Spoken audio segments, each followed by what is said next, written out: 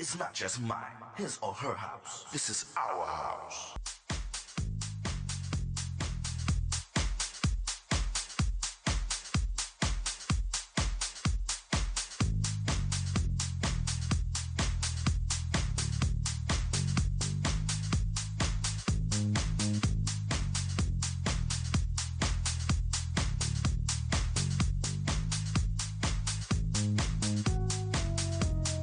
Hello, everyone. My name is Tyrone Lowe. The show is called The Legends, and I want to thank everybody all over the world that actually subscribes to my show and show me love.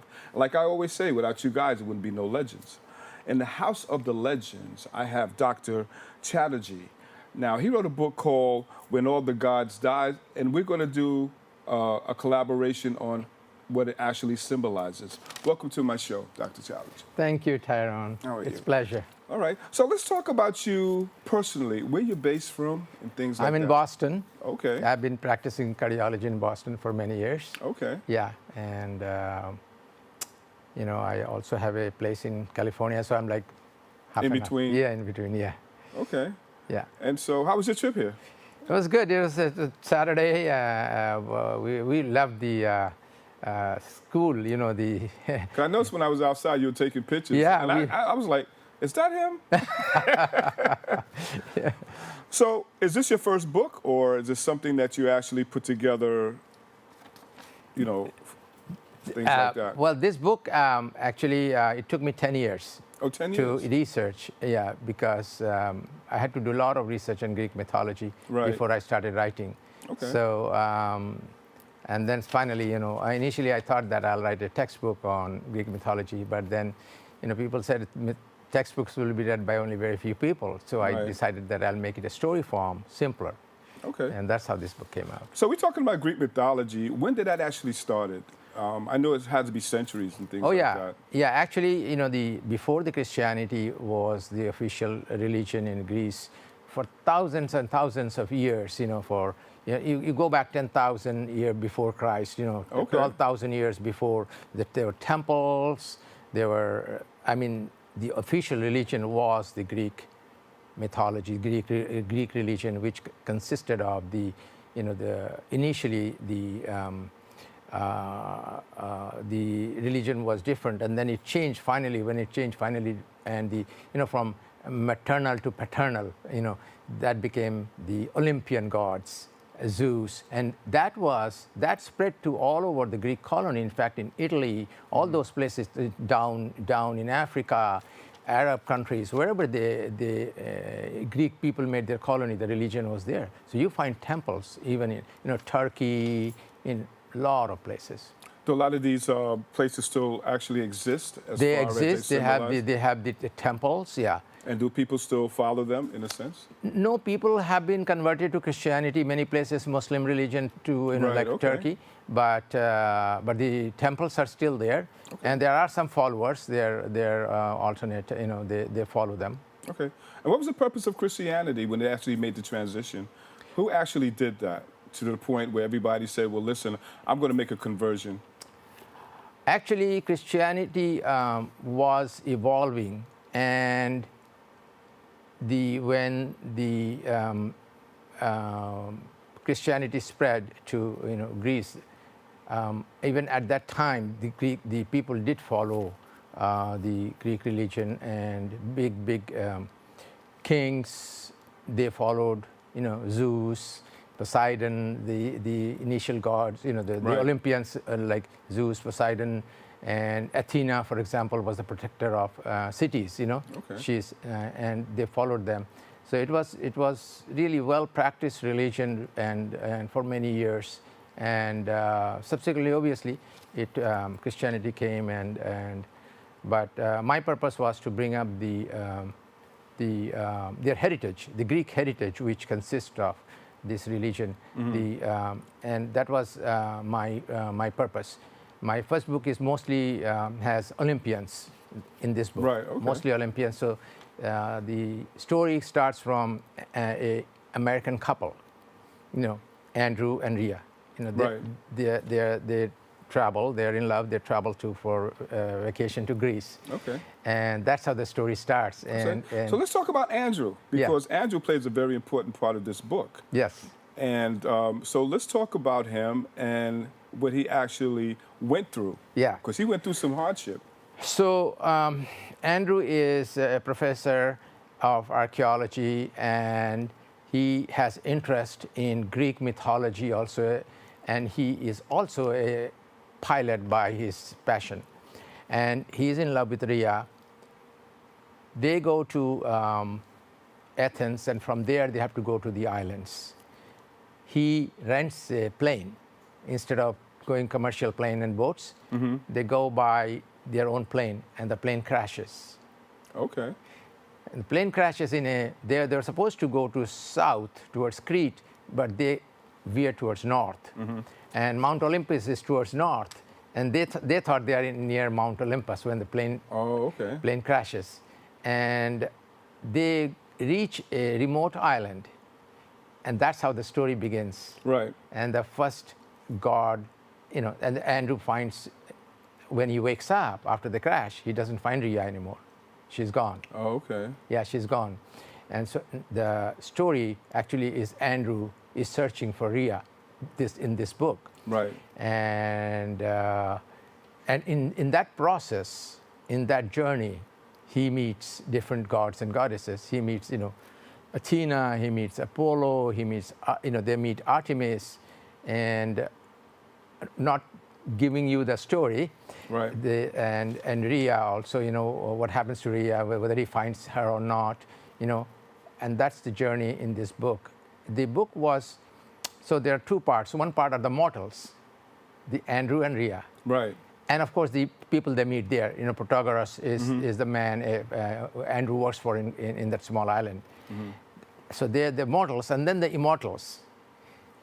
And how they talk. Right. Without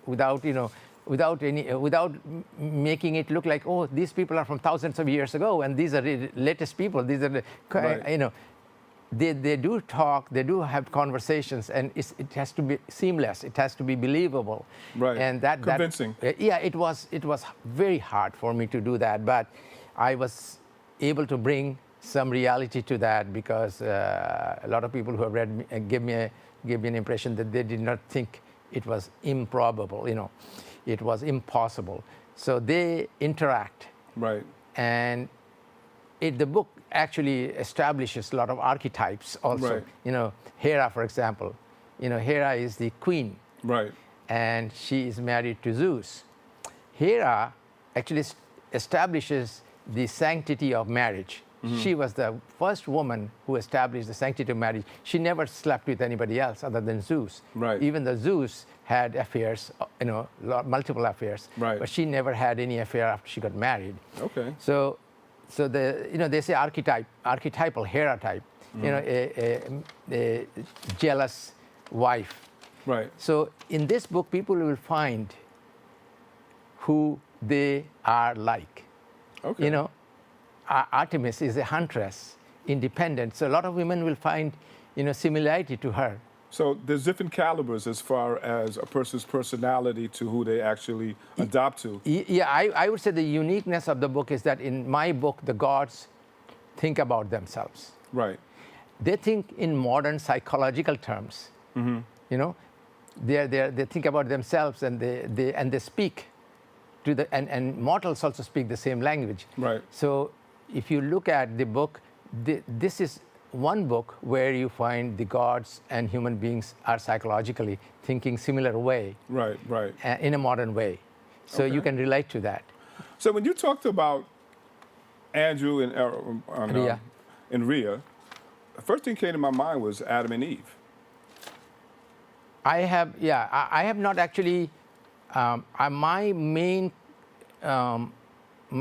aim is to focus on Greek mythology. Okay. And I focused on that. Right. Because Rhea is also one of the titanesses. Okay. So before the Olympians, the gods who were ruling Greece were called titans. Okay. And titanesses. So the mother titan, Rhea, was Rhea, and her children are these six. Zeus, Poseidon, they are Rhea's children. So that's why the Rhea name came. Did Andrew ever moved on as far as searching for her? He was looking for Rhea. Yeah, he made a lot of efforts, and there were a lot of conflicts. He made, I mean, beautiful things. He participated in a race, chariot race. Right. He was all over there looking for he was getting exposed. He was in a drinking ceremony where he could drink as much as. And Really? Yeah, there are a lot of beautiful.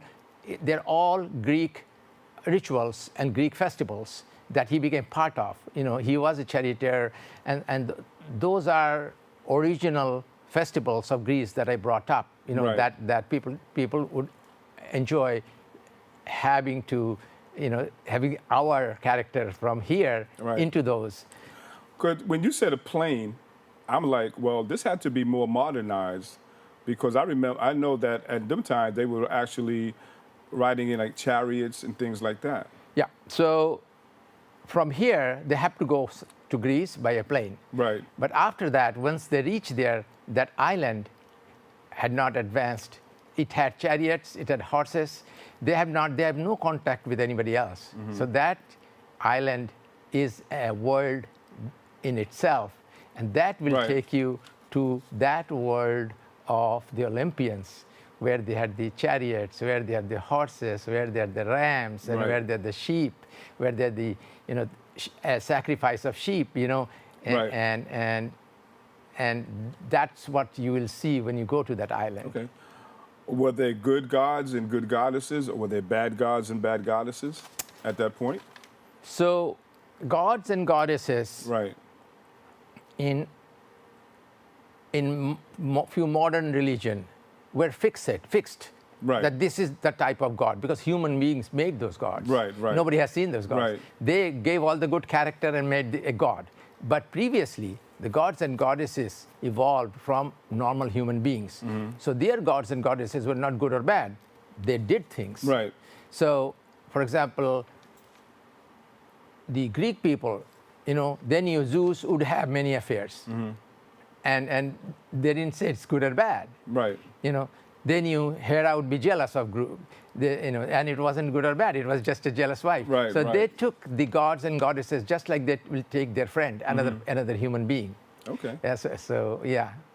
Did a lot of people follow their characteristics as far as who they were, to adjust to their own Yeah. self-satisfaction? Yeah, even the psychologists, you know, the psychiatrists, they have written about the archetypes, you know, Right. based on these characters. You know, they will say Athena archetype, you know, Right. Hera archetype. So based on their psychology, a lot of people have been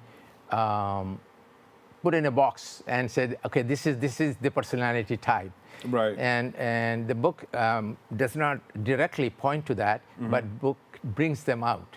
You know, Okay. Athena interacts with Andrew, and Andrew can see she's a warrior, she's a strategist. Right. Athena does not go and fight with brute force. Right. She uses mind. Okay. She You had know. she had mind power. Because she was the one who actually was born from Zeus' head. You know, Okay. the story goes like this: Athena's mom was when Zeus quoted her. They said that her son will be taking over Zeus. Okay. So what he did, her name was Metis. He swallowed Metis. Metis had a character. She could change forms, the shifting forms. So she will shift different forms. And Zeus said one day, when he knew that her son would take over my power, he said to her, "Can you change into a little drop of water?" And she did, and he swallowed her. Oh, wow. This is the story. Okay. But psychologically, what it is, and I describe that in my second book, actually. Right. My second book is coming up, and I describe much more these things in second book. Okay. It's when one person takes over psychologically the other person, Right. you know? Okay. It sounds quite magical, but what we're going to do, we're going to take a break and we'll be right back Very good. with Thank Dr. Chatterjee. It's not just mine, his or her house. This is our house.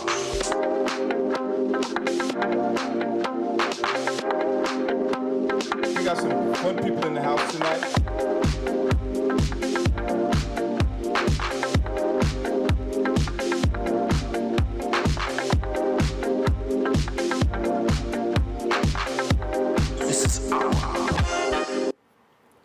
And we're back. I'm with Dr. Chatterjee. He wrote a book called Where All the Gods Died. And we're talking about Greek mythology, going way back and current. So let's talk about myths and fantasies. Now, that book talks a lot about myths and fantasies as far as people that actually had their mindsets on things that wasn't actually real, but they wanted to actually project it as a fantasy. Or they lived it, or they put it like this. It was a fantasy, but they wanted to make it realistic. So the book talks about that as well. So let's talk about that. So in this book, we talk about the gods and goddesses. They are part of the mythology, part of what happened actually in Greece. They prayed to those gods and goddesses. They believed in them. Right. The fantasy is when our characters, Andrew and Ria, goes and meets them. That's the fantasy. Right. So it has spirituality, it has religion, it has fantasy, and it is also literary because it dwells into the minds of the gods and Right. goddesses. So that's why it becomes literary fantasy. Okay. That's how I will put my Explain that. book in Okay. genre. Yeah. How do they actually get people to actually convince them to actually believe in them, even though it was on a mindset sort of situation? How do you believe in Jesus Christ? It was presented to me. That's right. So you haven't seen Jesus Christ? No. Your father hasn't seen? No. Your grandfather hasn't seen? No. The stories that we hear from our ancestors, Right. whoever our ancestors follow, we tend to follow them. Similarly, so Zeus, those stories were there for a long time, and the Greek authors who wrote about them, in Iliad, Right. in Odyssey, those big books, they Right. describe these gods and goddesses, Right. and people continue. And those times there were no writing. Okay. So for Hinduism, they were writing. Hinduism also existed those times. Right. It was one of the oldest religion, but they had books. But Greek religion did not have any book. Right. But later on, when the books started coming around 800 before Christ, Okay.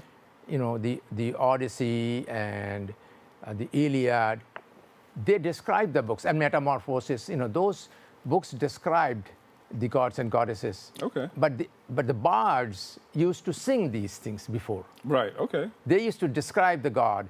So they will say, Was that a source of communication in a sense? Yeah. Okay. So if you, for example, the story you must have heard the Trojan War story. Yes. Right. In the Trojan War, when in the beginning, the ship is taken. Right. The ship Menelaus. Right. And Agamemnon. They lead the army. Mm-hmm. And the initial part is there was no wind to sail the boats, so they had to sacrifice. Right. Okay. So Agamemnon sacrificed his own daughter. He brings his own daughter to sacrifice to please the god. Okay. So those days they will please the god. They will give gifts. They will call them with honey, with wine. Right. Yeah. I've seen some of that on TV. Yeah. And similar things, the religions later on also follow the same thing. Right. You go to the church and they give you water or something to drink, Right. And it becomes holy water. So holiness is in our mind. Somebody puts something in your mind that this is holy, this is going to be holy, right? Okay. So this is how they had this religion for many, many years, and they created the temples. Temples were massive. Right. Right. Massive temples, beautiful temples. When people will pray, and when they get their results, they will go back and they Right. will offer what they call votives. Okay. They'll offer gifts to the god and goddesses.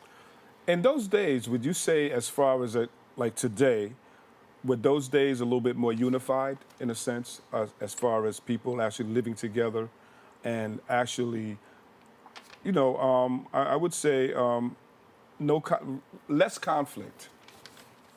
Actually, just I will say depended on where you live. Okay. But there were more conflict actually, small kingdoms. Okay. So they had more wars going on all the time in Greece. The small islands Right. were the one country. So for Peloponnesians, Athenians, they all always fought together. Was it based on territory?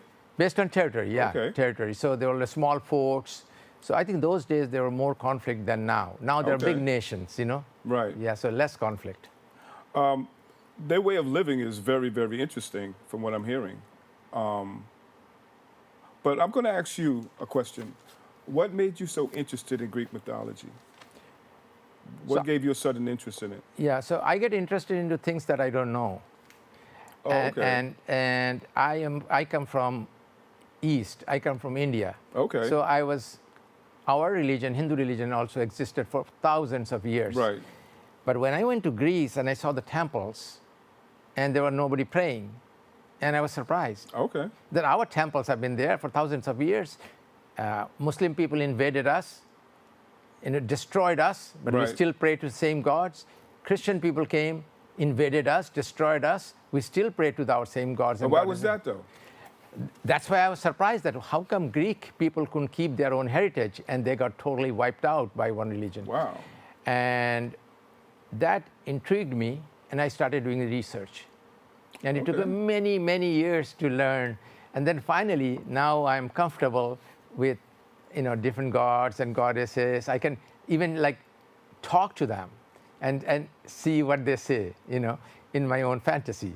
Okay. And so in my this book, you have mostly Olympians. You will have beautiful accounts of Hera talking, what she's thinking, Athena, Aphrodite, Hephaestus, Ares, and of course Zeus.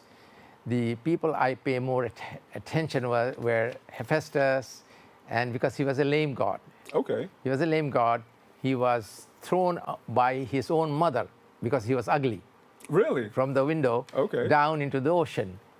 So And he survived? And he survived because Okay. in the ocean, two goddesses, they got him and they brought him up. But he is a blacksmith. He creates beautiful things, Right. beautiful ornaments for all the gods and goddesses. What does he think? How does Hephaestus think about the world? And that translates to how does an ugly man Right. or a man who is not good looking think?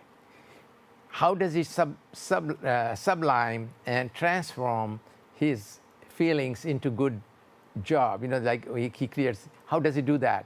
And somebody who is, not everybody is welcome in the world. Unfortunately, Right. many people are very welcome by society, and many people are not. Those people who are not very welcome and they cannot mix in the society, Hephaestus is one of them. And they will find, and then similarly, Apollo is very handsome, and everybody likes him. But Right. he's none So of his. was that his competition? Well, they're all in the same family. Right. So Apollo, in the same family, there's always a rivalry, sibling rivalry. Right, right. But the stories of Apollo, where he falls in love with so many beautiful, but he is never really successful. Apollo did not really marry anybody. Okay. And Hephaestus, the ugliest god, marries the most beautiful goddess, Aphrodite. And that's kind of strange. That is what the history tells us. I think due to the fact of him being ugly, he had more purity in his characteristics, being a little bit more humble. He actually Yeah, had. he knew how to supplement it. Yeah, in a he sense. knew how to change his frustrations Right. into some Being humble. creativity. Yes. Apollo also knew that. Apollo had more, actually even more creativity, because Apollo was the god who could think well, who produced music, and also could treat people, cure people, medicine. So he was the Really? god of medicine, yeah. Okay. Apollo. But unfortunately, the people Apollo loved, he could never get them. Right. There is a beautiful story about, the laurel tree. You know about the laurel tree? No, I don't. Story? Okay. Okay. So he loved a princess. Her name was Daphne. Okay. And Daphne actually had another friend. And this man took, because Daphne was free and she just wanted to stay a virgin. So this man, Philip, falls in love. His name was Leucippus. He falls in love with Daphne, and he wears women's clothes and hangs out with her. Right. Oh, really? And Apollo likes Daphne, so Apollo gets mad that Daphne is closer to him, and he is not telling the truth. So he creates a scene where he says to Daphne, go to this pond, and you all go bathe, and take him with you, Leucippus. When Leucippus stands, everybody takes their clothes off, and they go to the pond. Leucippus does not do that. So her maids come and take Leucippus's clothes off, and they see Leucippus is a man. So she gets mad. Okay. The punishment, Leucippus dies. Right. How? I'll tell you. Anyway, Apollo now has Daphne, and he chases Daphne. But at that time, the god of love, he wanted to give Apollo a lesson. So he shoots 2 arrows. Okay. 1 arrow of love in Apollo's heart, and 1 arrow of lead to Daphne's heart, so she will never love him. He chases Daphne, and Daphne runs and runs and runs, does not let him touch him. Then at the last, Daphne says, when he's too close, she prays to God that, hey, I don't want to be Apollo's lover, and I want to die. So God changed Daphne to a laurel tree. So as soon as Apollo touches Daphne, she changes into a laurel tree. Bark and tree and leaves. Okay. This is what is this? This is the boundary protection by a woman. So even if you get a woman, she can be a tree. Psychologically, of course. defeat you. Right. That's what I'm saying. This is how we learned this. Okay. So this is a boundary setting by this woman that you can love me, but I will never love you. Oh, wow. So those are the beautiful things to learn from this book. Is you have to think. So every page you read, there is a lesson, there is a story. So tell the viewers, where can they actually get your book? So this book is available in 50 sites, but Amazon.com, Okay.